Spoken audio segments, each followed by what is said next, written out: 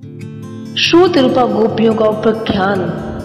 वंग देश के मंगल गोप की कन्याओं का नंदराज के ब्रज में आगमन तथा यमुना जी के तट पर रास मंडल में प्रवेश। श्री नारद जी कहते हैं, मैथिली, अब तुम ऋषि रूपा गोपियों की कथा सुनो। वह सब पापों को हर लेने वाली, परम पावन तथा श्री कृष्ण के प्रति भक्ति भाव की वृद्धि करने वाली है।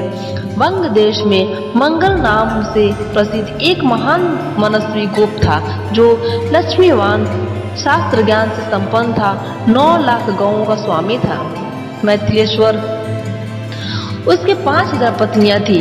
किसी समय दैव योग से उसका सारा धन नष्ट हो गया। चोरों ने उसकी गौओं का अपहरण कर लिया। कुछ गौओं को उस देश के राजा ने बलपूर्वक अपने अधिकार में कर लिया। इस प्रकार दीनता प्राप्त होने पर मंगल गोप बहुत दुखी हो गया। उन्हीं दिनों श्री रामचंद्र के वरदान से स्त्री भाव को प्राप्त हुए दंडकारण्य के निवासी ऋषि उनकी कन्या हो गए। उस कन्या समूह को देखकर दुखी गोप मंगल और भी दुख में डूब गया और आदि व्याधि से व्याकुल रहने लगा।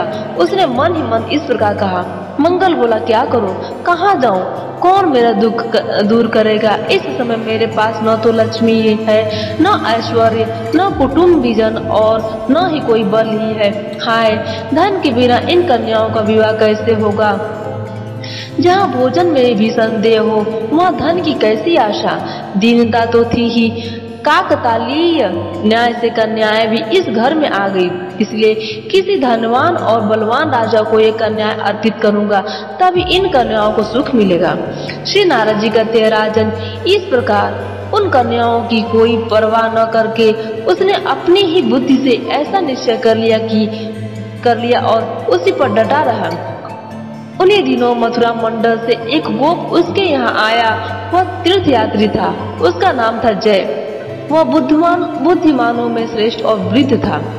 उसके मुख से मंगल ने नंदराज के अद्भुत वैभव का वर्णन सुना। दीनता से पीड़ित मंगल ने बहुत सोच विचार कर अपनी 4 लोचना कन्याओं को नंदराज के ब्रज मंडल में भेज दिया। नंदराज के घर में जाकर वे रत्नमय भूषणों से विभूषित कन्याएं उनके गोष्ठ में गौओं का गोबर उठाने का काम करने लगी। वहां सुंदर श्री कृष्ण को देखकर उन कन्याओं को अपने पूर्व जन्म की बातों का स्मरण हो आया और वे श्री कृष्ण की प्राप्ति के लिए नित्य यमुना जी की सेवा पूजा करने लगी। तदंतर एक दिन श्यामल अंगों वाली विशाल लोचना यमुना जी उन सबको दर्शन दे वर प्रदान करने के लिए उद्यत हुई। उन गोपंगनाओं ने यह वर मांगा, हे ब्रजेश्वर, नंदराज के पुत्र श्री कृष्ण हमारे पति हों। तब तथास्तु कहकर यमुना वहीं अंतर्धान हो गई। वे सब कन्याएं वृंदावन में कार्तिक पूर्णिमा की रात को रास मंडल में पहुंची। वहां श्री हरि ने उनके साथ उसी तरह बिहार के जैसे देवंगनाओं के साथ देवराज इंद्र किया करते हैं।